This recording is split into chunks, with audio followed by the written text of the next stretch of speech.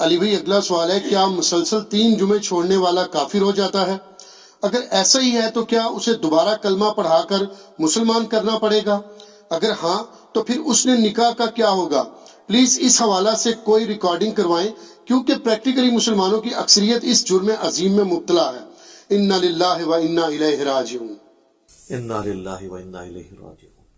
دیکھیں یہ جرم اسی لیے ہو رہا ہے کہ امت کو کہانی کرا دی گئی ہے کہ جس نے ایک دفعہ بھی کلمہ پڑھ لیا ہے اب جنت اس کی گارنٹیڈ ہے، جو مرضی کرتا رہے۔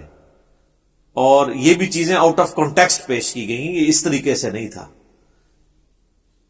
صحیح بخاری کی حدیث ہے، نبی صلی اللہ علیہ وآلہ وسلم نے فرمایا میری پوری امت جنت میں جائے گی سوائے اس کے کہ جس نے جنت میں جانے سے انکار کر دیا۔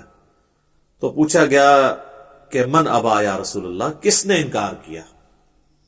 تو آپ نے فرمایا کہ جس نے میرا حکم مانا وہ جنت میں جائے گا، اور جس نے میری نافرمانی کی اس نے جنت میں جانے سے انکار کر دیا۔ باقی وہ بات الگ ٹھیک ہے، بخاری مسلم میں حدیث ہے کہ نبی صلی اللہ علیہ وآلہ وسلم بار بار دوزخ کی طرف جائیں گے، اللہ تعالیٰ ان کے لیے تعداد مقرر کرے گا، اللہ کے اذن سے آخر میں اس شخص کو بھی جنت سے دوزخ سے نکال کے جنت میں لے آئیں گے کہ جس کے دل میں رائی کے دانے کے برابر بھی ایمان ہوگا۔ لیکن یہ کون سوچ سکتا ہے کہ کتنا عرصہ اس کو وہ جہنم میں وہ پیریڈ گزارنا پڑے گا۔ اللہم اجرنا من النار۔ یہاں تو کہہ دیتے ہیں جناب ایک پھیرا لگے گا، آپ کو پھیرے کی لینتھ کے نہیں پتا۔ ہم لوگ تو 5 سے 10 سیکنڈ کے لیے موم بتی کے فلیم کے اوپر نہیں ہاتھ رکھ سکتے۔ دنیا کی آگ، اور بخاری اور مسلم دونوں میں حدیث ہے کہ آخرت کی آگ جو ہے وہ دنیا کی آگ سے 70 گنا تیز ہے۔ تو یہ بات کر دینا بڑا آسان ہے۔ اچھا آپ اس کو دنیا میں اگر کسی کو پریکٹیکلی امیجن کروائیں نا تو وہ کانپ اٹھے گا۔ اگر کسی کو آ جائے نا کہ تمہیں ایک جمعے کی نماز چھوڑنے پر، یا ایک فجر زور اثر مغرب کی چھوڑنے پر، فجر چھوڑنے پر فجر سے لے کر ظہر تک ایک 10 بائی 10 کے کمرے میں رکھا جائے گا جس میں 100 کوبرا سانپ ہوں گے، 100 بچھو ہوں گے اور 100 اژدہے ہوں گے، بس صرف فجر سے ظہر تک تم نے وقت گزارنا ہے ایک نماز چھوڑنے پہ، تو وہ کانپ اٹھے گا اس تصور سے، کیونکہ اس کو امیجن کر سکتا ہے۔ آخرت چونکہ دیکھی نہیں ہے تو وہ کہتا ہے بس ٹھیک ہے دیکھی جائے گی انشاءاللہ تعالی، جو کچھ بھی ہے تیرے محبوب کی امت سے۔ تو جمعے کا معاملہ تو بہت سینسٹیو ہے۔ جمعے کی آپ اہمیت کا اندازہ اس بات سے لگا دیں کہ جمعے کی نماز کے اوپر ایک پوری سورت ہے، اس کا نام ہی سورت الجمعہ ہے، سورت نمبر 62 پارہ نمبر 28 میں، اور اس میں باقاعدہ اللہ تعالیٰ نے جمعے کی فرضیت کا ذکر کیا ہے۔ اعوذ باللہ من الشیطان الرجیم، بسم اللہ الرحمن الرحیم، یا ایھا الذین آمنوا اذا نودی للصلاۃ من یوم الجمعہ، اے ایمان والو جب ندا دی جائے، اذان دی جائے جمعے کے لیے، اس کی نماز کے لیے جمعے کے دن، فاسعوا الی ذکر اللہ، تو جلدی سے لبکو اللہ کے ذکر کی طرف، وذروا البیع، اور تجارت چھوڑ دو، ذالکم خیر لکم ان کنتم تعلمون، اسی میں تمہاری خیریت ہے اگر تم جانتے ہوتے۔ فاذا قضیت الصلاۃ، ہاں جب نماز پڑھ چکو، فانتشروا فی الارض وابتغوا من فضل اللہ، اس کے بعد تم زمین میں پھیل سکتے ہو اور اللہ کے فضل کو تلاش کرو۔ یعنی صرف جمعے کے اس ٹائم پیریڈ کے لیے آپ نے کاروبار زندگی کو ترک کرنا ہے۔ وَاذْكُرُوا اللَّهَ كَثِيرًا لَعَلَّكُمْ تُفْلِحُونَ، اور اللہ کو بہت کثرت سے یاد کرو تاکہ تم فلاح پا جاؤ۔ تو جمعے کی فرضیت قرآن میں آئی ہے، اس سے آپ اس کی اہمیت کا اندازہ لگا سکتے ہیں۔ باقی جتنی نمازوں کا ذکر ہے وہ جنرل ہے ان کی فرضیت کے اعتبار سے، یا ایون سورۃ النور کے اندر صلاۃ الفجر اور عشاء اور ظہر کا ذکر آیا تو وہ پردے کے اعتبار سے ہے۔ فرضیت کا جہاں تک ذکر ہے نا اسپیسیفکلی وہ جمعے کی نماز ہے، اسی لیے اس کی سب سے زیادہ امپورٹنس ہے۔ اور جمعے کی بھی نماز کی امپورٹنس نہیں ہے، جمعے کی اس ایکٹیویٹی کی امپورٹنس ہے۔ نماز تو اللہ تعالیٰ نے اس دن ویسے ہی کم کر دی ہے، 4 کی بجائے 2 فرض کر دی ہیں۔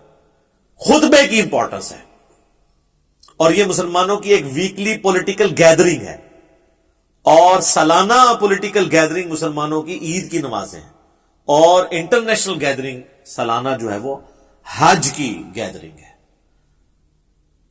یہ یعنی جمعے کے خطبے اس لیے نہیں ہے کہ یہاں پہ آپ نے لوگوں کو یعنی نکاح، طلاق اور سنجے کا طریقہ، یہ ساری چیزیں بتانی ہیں اصل میں پولیٹیکل ایشوز کو ایڈریس کرنے کے لیے، تاکہ لوگ ایک پیج کے اوپر آئیں مسلمان۔ اسی لیے جمعے کی گیدرنگ ایک شہر میں ایک سے زیادہ ہونی بھی نہیں چاہیے۔ یہ تو آج کل ایک چندے کے چکر میں اتنی جامع مسجد بن گئی ہیں، ادروائز اصولاً دیکھا جائے تو ایک شہر میں ایک جامع مسجد ہوگی۔ ایران میں آپ چلے جائیں، تہران میں ایک جگہ جمعہ ہوتا ہے اور 15 سے 20 لاکھ لوگ ایک جگہ جمعہ پڑھ رہے ہوتے ہیں، اور ایران کا پریزیڈنٹ جمعے کا خطبہ دیتا ہے۔ یہاں پہ بھی ہمارے پرائم منسٹر کو فیصل مسجد میں خطبہ دینا چاہیے۔ تو آپ دیکھیں پھر کس طریقے سے قوم ایک جگہ جمع ہوتی ہے۔ ہم تو ایک قوم بھی نہیں اسی وجہ سے۔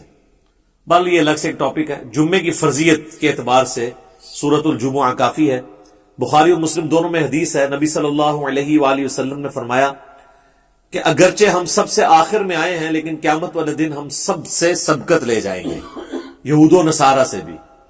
پھر نبی علیہ السلام نے اس کی ریزن بتائی کہ اللہ تعالیٰ نے جمعے کا دن یہودیوں پر پیش کیا، انہوں نے اس کی قدر نہیں کی، انہوں نے ہفتے کا دن اپنے لیے چوز کر لیا۔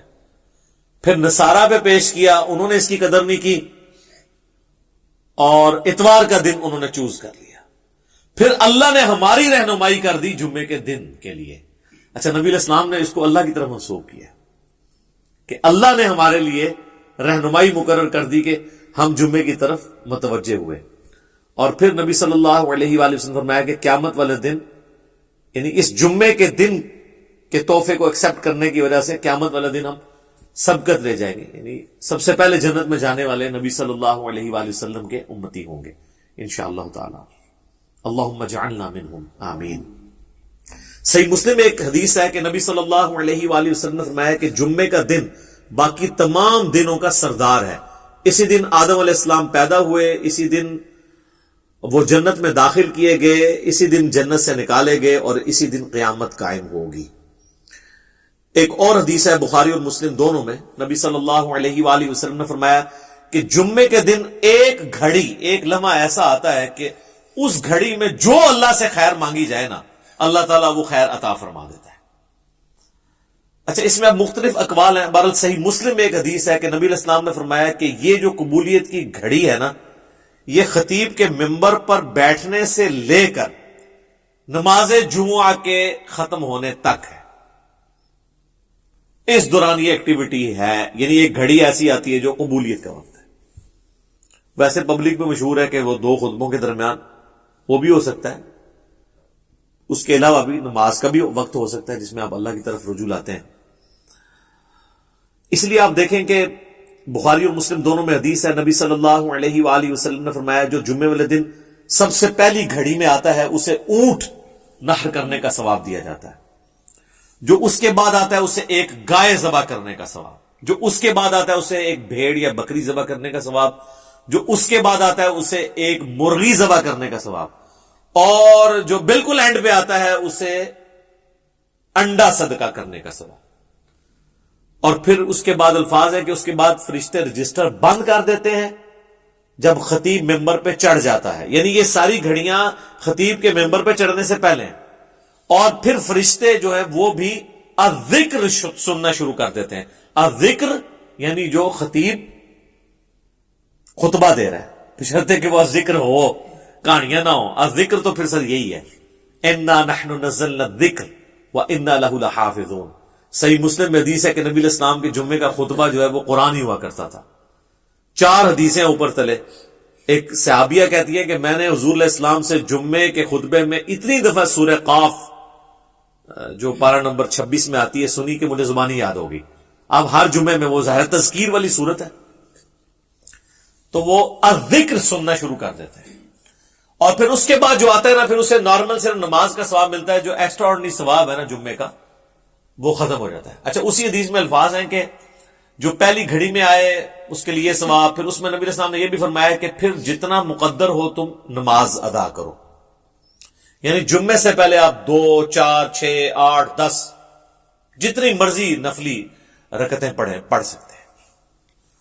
اچھا، اس میں ایک حدیث ضعیف بھی پیش کی جاتی ہے ابو داؤد کی کہ جمعے والے دن مکروہ وقت کوئی نہیں ہوتا، وہ روایتی کمزور ہے، اس کا تو آپ نے بہرحال خیال رکھنا ہوگا۔ وہ جو 5-7 منٹ ہوتے ہیں جب سورج اپنے ٹریک میں بالکل سینٹر میں ہوتا ہے. جسے آپ زوال کہتے ہیں، وہ زوال نہیں ہوتا، وہ ضحبہ کبریٰ ہوتا ہے. زوال آفتاب تو کہتے ہیں آپ ظہر کا وقت شروع ہونے کو ہے، سورج گرنا شروع ہو جائے مغرب کی طرف. سینٹر سے ذرا سا ہٹے گا تو مکروہ وقت ختم ہو جائے گا. ایگزیکٹ سینٹر میں آپ سمجھ لیں وہ جو 5-7 منٹ ہے وہ مکروہ وقت ہے.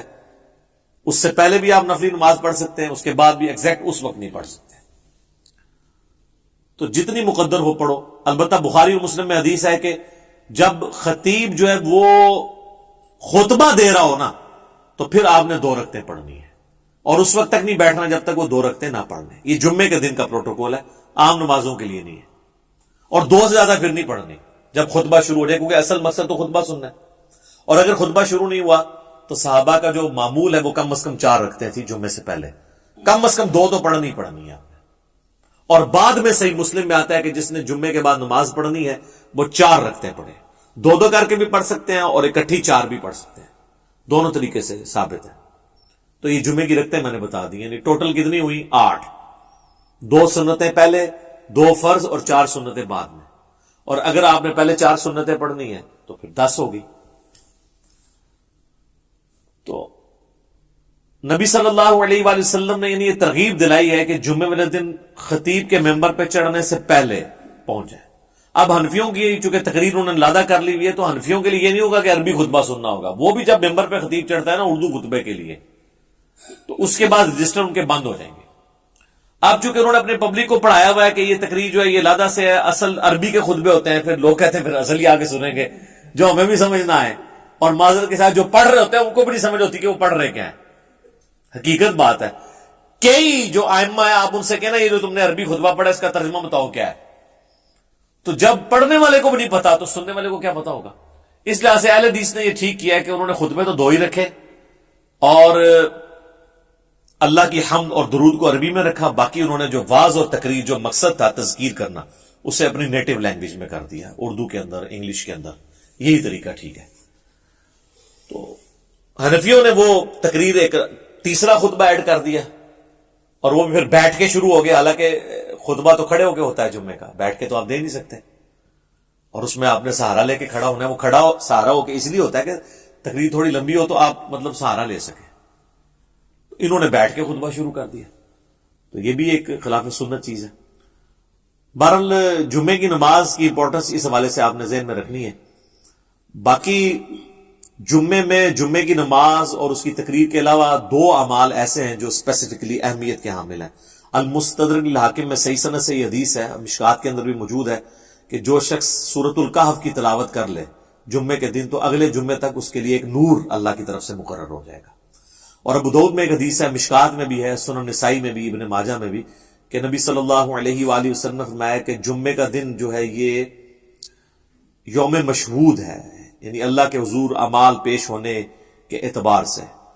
اور اس دن آدم علیہ السلام پیدا ہوئے اور یہ تمام دنوں کا سردار ہے. تم اس دن مجھ پر کثرت سے درود پڑھو، تمہارا درود مجھ پر پیش کیا جائے گا. تو صحابہ نے عرض کیا اللہ کے محبوب علیہ السلام جب آپ فوت ہو جائیں گے اور آپ کی ہڈیاں مٹی میں مل جائیں گی، یہ الفاظ ہیں حدیث کے، کیونکہ اس وقت 295C اس طرح اپلائی نہیں ہوتی تھی سوال پوچھنے کے، تو تب بھی آپ پہ درود پیش ہوگا. تو آپ نے فرمایا ہاں، ان اللہ حرم علی الارض ان تأکل اجساد الانبیاء، بے شک اللہ تعالیٰ نے حرام کر دیا ہے مٹی کے لیے کہ وہ نبیوں کے جسموں کو کھائے. تو درود مجھ پر اس وقت بھی پیش ہوگا. تو جمعے کا دن اسپیسیفکلی درود شریف کا دن بھی ہے. اللہم صلی علی محمد وعلی آل محمد. اب آئے وہ جمعے کے تاریخ کے اعتبار سے صحیح مسلم میں ایک حدیث ہے، نبی علیہ السلام نے فرمایا کہ لوگوں جمعہ چھوڑنے سے بعد آ جاؤ ورنہ ایسا نہ ہو کہ اللہ تعالیٰ تمہارے دلوں پر مہر لگا دے. اور یہ مہر وہ ہے صم بکم عمی فہم لا یرجعون، ختم اللہ علی قلوبہم وعلی سمعہم وعلی ابصارہم والعیاذ باللہ تعالی. اور جامع ترمذی میں حدیث ہے جس نے مسلسل 3 جمعے چھوڑ دیے اللہ تعالیٰ اس کے دل پر مہر لگا دے گا. اچھا، اسی وجہ سے یہ پبلک مشہور ہے کہ 3 کٹھے نہیں چھوٹنے چاہیے. اندازہ کریں آپ، ان کو پتہ ہی نہیں ہے کہ یار مطلب صرف جمعہ ہی ہے مسلمان کے لیے، 3 نہیں چھوٹنے چاہیے. وہ کہتے ہیں نہیں، مسلم شریف میں حدیث ہے نا کہ ایک جمعے سے لے کر دوسرا جمعہ درمیان کے گناہوں کا کفارہ ہے. یعنی جو کام چک کے رکھو جمعہ پڑھ لو کام ختم. تو یہ پوری حدیث اس طرح نہیں ہے میرے بھائی. پوری حدیث اس طرح ہے اگر کبیرہ گناہوں سے بچا جائے تو ایک جمعے سے دوسرا جمعہ, اس تو بھی سان کام, ایک رمضان سے دوسرا رمضان. شکر ہے تسی یہ نہیں لے آیا جمعہ کے ہفتے بعد پھر اللہ کی بارگاہ, ایک رمضان سے دوسرا رمضان اور ایک نماز سے دوسری نماز درمیان کے گناہوں کا کفارہ ہے اگر کبیرہ سے بچا جائے. تو سب سے کبیرہ گناہ شرک کے بعد اگر کوئی ہو سکتا ہے تو وہ فرض نماز چھوڑنا ہے. تو اگر کبیرہ گناہ نہیں کیے, یعنی ایک جمعے سے لے کر اگلے جمعے تک کوئی نماز نہیں چھوڑی, پھر چھوٹے گناہ معاف ہوں گے. نماز چھوڑنے سے بڑا کون سا گناہ ہے؟ صحیح مسلم میں حدیث ہے بندے کے ایمان, شرک اور کفر کے درمیان فرق نماز ہے. جامعہ ترمذی میں حدیث ہے شقیق تابعی کہتے ہیں کہ صحابہ کرام صرف تارک الصلاح کی تکفیر کرتے تھے, جو نماز چھوڑنے والا نا اسے کافر سمجھتے تھے, اس کے علاوہ کسی گناہ کے اوپر وہ کفر کا فتویٰ نہیں لگاتے تھے. ابو داؤد ترمذی میں حدیث ہے جس نے جان بوجھ کے نماز چھوڑی گویا اس نے کفر کیا. یہ تو بڑا سینسٹیو معاملہ ہے, کفر اور شرک کے درمیان فرق جب نماز ہے. اور اس سے بھی بڑھ کر سورۃ الروم کی وہ جو آیت ہے منیبین الیہ, رجوع لاؤ اللہ کی طرف, وَأَقِيمُوا الصَّلَاةَ وَلَا تَكُونُوا مِنَ الْمُشْرِكِينَ, اور نماز کو قائم رکھنا, دیکھنا مشرکوں میں سے نہ ہو جانا. نماز چھوڑنے والے کو اللہ تعالیٰ میں گویا کہ وہ مشرک ہے.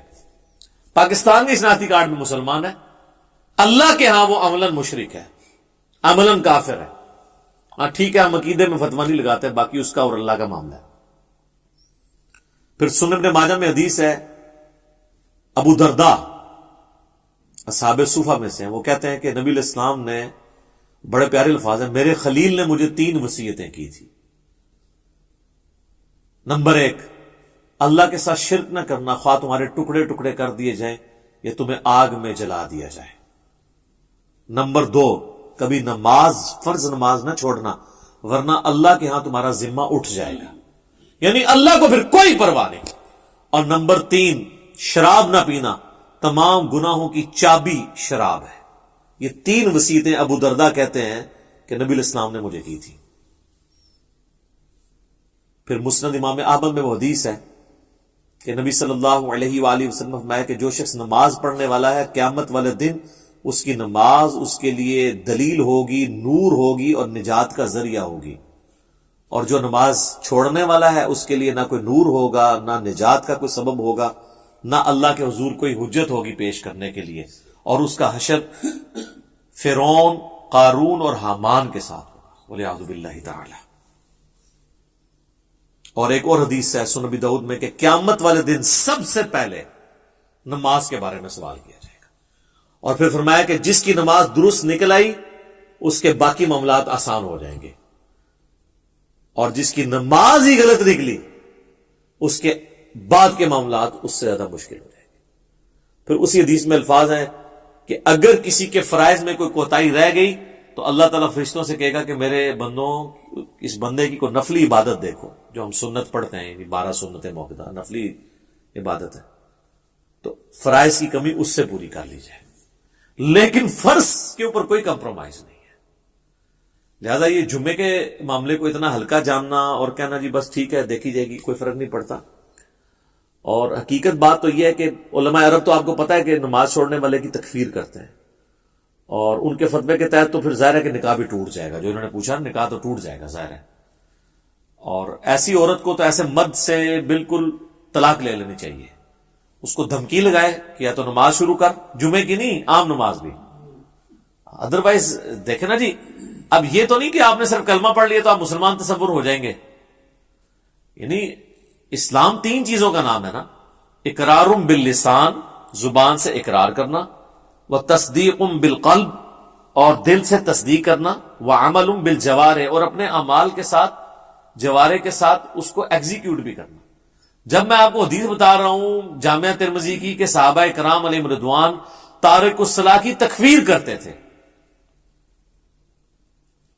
آپ نے عمر سیریز میں بھی نہیں دیکھا کہ جب وہ جاتے ہیں جو مرتدین قبائل کی طرف, جن کی طرف ان کو خبر ملتی ہے کہ یہ مرتد ہوئے ہیں, تو وہ کہتے ہیں اذان دو. جواب میں اگر وہاں سے اذان کی آواز آتی ہے تو وہ پھر حملہ نہیں کرتے تھے, اور نہیں آتی تھی تو پھر وہ, یعنی وہ ان کے لیے جو ٹیسٹن انہوں نے رکھا ہوا تھا نا, چیک پوائنٹ, وہ نماز تھی. اب مجھے بتائیں صحابہ اگر اس وقت دنیا میں آ جائیں اور ہم جو اس وقت کلیم کر رہے ہیں کہ دنیا کا سب سے بڑا اسلامی ملک پاکستان ہے نا، کہتے ہیں انڈونیشیا کو بھی پیچھے چھوڑ دیا نا اب آبادی کے اعتبار سے، تو وہ پاکستان کے شناختی کارڈ میں جو لکھا ہے اس اعتبار سے تو واقعی سب سے بڑا ہے. لیکن اگر اس کو اللہ کے کرائٹیریا میں دیکھا جائے تو یہ کہاں پہ کھڑا ہوگا ملک؟ میرا خیال ہے پاکستان میں 1% سے بھی کم لوگ ہیں جو 5 وقت کی نماز پڑھتے ہیں، اور جمعہ پڑھنے والے بھی ہارڈلی 5% ہوں گے، 5 سے 10%. اور یہ یہاں پہ ایشو ہے، ورنہ سعودیہ میں آپ چلے جائیں تو آپ کو یہ ریشو 80% پلس نظر آئے گی. انڈونیشیا، ملیشیا میں 80% زیادہ لوگ عام نماز بھی پڑھتے ہیں. جمعہ چھوڑنے کا تو کوئی تصور ہی نہیں ہے وہاں پہ، کیونکہ وہاں پہ فقہ شافی، اور فقہ شافی کے تحت جو نماز نہیں چھوڑتا وہ کافر ہے. اور مجھے نہیں سمجھ آتی اس کو فقہ میں کیوں الجھا دیا انہوں نے کہ جی امام حنیفہ نے بھی کوئی ہلکی اس کی سزا نہیں بتائی ہوئی ہے. وہ کہتے ہیں جو تارک الصلاح ہے اسے قید کیا جائے گا یہاں تک کہ وہ نماز شروع نہ کر دے، پھر اسے چھوڑا جائے گا. تو یہ بھی سزا کوئی چھوٹی نہیں ہے. باقی 3 ائمہ تو کہتے ہیں کہ اسے قتل کیا جائے گا، وہ مرتد ہی اسے تصور کرتے ہیں تارک الصلاح. تو اب چونکہ سختی نہیں ہوئی ہے تو پھر آپ انجام دیکھ لیں. کہتے ہیں جی وہ سب سے زیادہ حنفی ہیں، اسی لیے سب سے زیادہ بے نمازی دنیا میں، کیونکہ آپ تکفیر نہیں کرتے بے نمازی کی. تو جب حنفی زیادہ ہوں گے تو بے نمازی زیادہ ہوں گے.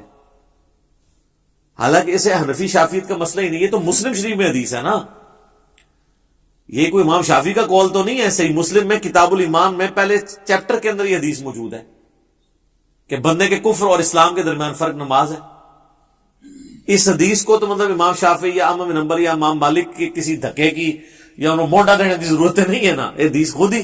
اور اس سے بڑھ کر سورہ روم کی آیت وَأَقِيمُوا الصَّلَاةَ وَلَا تَكُونُوا مِنَ الْمُشْرِكِينَ، نماز قائم رکھنا اور دیکھنا مشرکین میں شامل نہ ہونا. تو جناب یہ جمعوں وغیرہ کے چکر سے ذرا باہر نکلیں. جمعے والی بات تو یعنی یہ تو بہت بڑی بات ہے. عام نماز بھی اگر کوئی شخص چھوڑتا ہے، تارک الصلاح ہے، تو وہ قانوناً تو اسلام کی روح سے تو وہ اسلام سے خارج ہو جائے گا، الا یہ کہ وہ توبہ کر لے. ویسے تو یہ چھوٹے موٹے، ویسے تو ان کو یہ پڑھایا ہوا ہے کہ اگر کوئی بریلوی دیوبندی کے پیچھے جا کے نماز پڑھ لے، اس کا نماز جنازہ، تو اس کا نکاح ٹوٹ جاتا ہے، تجدید ایمان بھی اسے کرنا پڑتا ہے. اس سے کبھی یہ نہیں بتایا گا کہ تو نماز نہیں پڑھتا تو اس پہ بھی تیرا نکاح ٹوٹے گا. کتنا یار دیکھیں آپ کتنا بڑا مسئلہ ہے. یعنی جو بڑا ایشو تھا وہ نہیں بتایا گیا اسے کہ نماز چھوڑنے سے بھی تیرا نکاح ٹوٹ سکتا ہے، نماز چھوڑنے کی وجہ سے بھی تیری بیعت، چلے جو بھی انہوں نے ایک ٹوٹی پوٹی فارم میں اپنا ایک سلسلہ شروع کیا ہے وہ ٹوٹ سکتا ہے. ادھر تو وہ جن کے بیعت ہوئے ہوتے ہیں وہ نہیں نماز پڑھتے. خود کہاں سے پڑھنی ہے انہوں نے؟ اللہ ماشاءاللہ بہت کم لوگ ہیں کہ جو نماز پڑھتے ہوں. اور جماعت کے ساتھ نماز کا اہتمام کرنا، خوش و خضوع سے پڑھنا، یہ تو آپ چھوڑ دیں. اسی لیے پھر انہوں نے ایک جھوٹی کہانی یعنی سب کے ہاں ملتی ہے کہ وہ نماز تو اللہ کی معرفت کا ذریعہ ہے، جو اللہ تک پہنچ چکے ہوں تو نماز ان کو ضرورت ہی نہیں ہے، یا اگر انہوں نے پڑھنی ہے تو وہ کہتے ہیں دل کی نماز ہوتی ہے. چندہ دل کا نہیں ہوتا. جو روٹیاں اور روسٹ توڑتے ہیں اور کھاتے ہیں، اپنی توندیں بڑھاتے ہیں، وہ دل کی نہیں ہوتی. اور جہاں بات آتی ہے نماز پڑھنے کی وہ دل کی ہوتی ہے. ٹھیک ہے. اور نماز پڑھنے کے لیے جاتے ہیں مکے مدینے، پیشاب کرنے کے لیے اپنے ٹوائلٹ میں جاتے ہیں. ان کے تو ٹوائلٹس کو لگائیں تالے. انہوں کو جتنے نماز پڑھنی ہے استنجا بھی اتنے ہی کرو جا کے روحانی طور سے. تم لگ پتہ جائے گا روحانی طور سے کدھر جا. یعنی جو بندہ یہاں بیٹھے بیٹھے مکے اور مدینے جا کے نمازیں پڑھ رہا ہے، استنجا کرنے کے لیے وہ کیوں اٹیچ باتھ میں جاتا ہے؟ اتنی بڑی ایکٹیویٹی وہ پرفارم کر رہا ہے تو استنجا بھی ہوتے ہی کرو. ٹھیک ہے. ان کے آپ ٹوائلٹ بند کریں، ان کے اوپر سی سی ٹی وی کیمرے لگائیں اور دیکھیں پھر جناب یہ کتنی دیر آپ کو نمازیں پڑھ کے بتاتے ہیں. سب کہانیاں ان کی کھل جائیں گی. اور آپ کو تو ہم یعنی پریکٹیکل سولوشن دے رہے ہیں. دیکھیں یہ اب سائنٹیفک دور ہے، ادھر آپ نے ایشوز کو پیش کرنا ہے تو آپ نے ایک بکش فارم میں پیش کرنا ہے کہ ہاں یہ اس طرح نہیں اس طرح ہے. ٹھیک ہے. اور میں آپ کو بتاؤں یہ جو معجزات اور کرامات کو ہم مانتے ہیں لیکن یہ کسی کے اختیار میں نہیں ہے، الا ایک انبیاء کے ساتھ معجزات اٹیچ ہے. کرامت اللہ تعالیٰ جس کے اوپر ظاہر کرتے ہیں. یہ جس طرح سپر مین اور ٹارزن بنا کے پیش کرتے ہیں نا بزرگوں کو، تو چونکہ ان کے دعوے ہیں نا تو کر کے بتائیں. نبی علیہ السلام سے اگر نبی علیہ السلام اللہ کا پیغمبر ہونے کا دعویٰ کر رہے تھے تو جب ان سے یہ بات کی جاتی تو وہ فزیکلی سب کے سامنے کرتے تھے. بخاری مسلم میں حدیث ہے، بارش نہیں ہو رہی تھی تو ایک صحابی نے کھڑے ہو کر کہا یا رسول اللہ کے حضور دعا کریں. وہ کہتے ہیں ہم چلچلاتی دھوپ میں گئے ہیں اور واپس آئے ہیں تو بارش شروع ہو گئی تھی، اور اتنی بارش ہوئی کہ اگلے جمعے تک ہوتی رہی، اور اگلے جمعے وہی شخص دوبارہ کھڑا ہوا کہ یا رسول اللہ آپ دعا کریں کہ ہماری ارد گرد زمینوں پہ تو بارش ہو، ہمارے گھروں پہ نہ ہو، گھر کی چھتیں ٹپکنے شروع ہو گئی ہیں. تو نبی علیہ السلام نے اپنی مبارک انگلی سے یوں اشارے کیے اور وہ بادل پھٹنے شروع ہو گئے. ٹھیک ہے، اور وہ کہتے ہیں جب ہم اگلے جمعے کے لیے گئے بارش میں تھے تو واپس آئے تو دھوپ تھی. تو میرے بھائی یہ یعنی نبی علیہ السلام نے تو سب کچھ کر کے بتایا نا. آپ کا جن بزرگوں کے بارے میں کلیم ہے تو ہم ان کو سائنٹیفکلی اس طرح چیزوں پہ چیک کریں گے، یہ سب کے سامنے فزیکلی کر کے بتائیں گے. اور میں آپ کو بتاؤں نبی علیہ السلام کی نبوت کو جسٹیفائی کرنے والی سب سے بڑی چیز یہ ہے کہ ہزاروں کیمرے آپ کے اوپر فٹ تھے.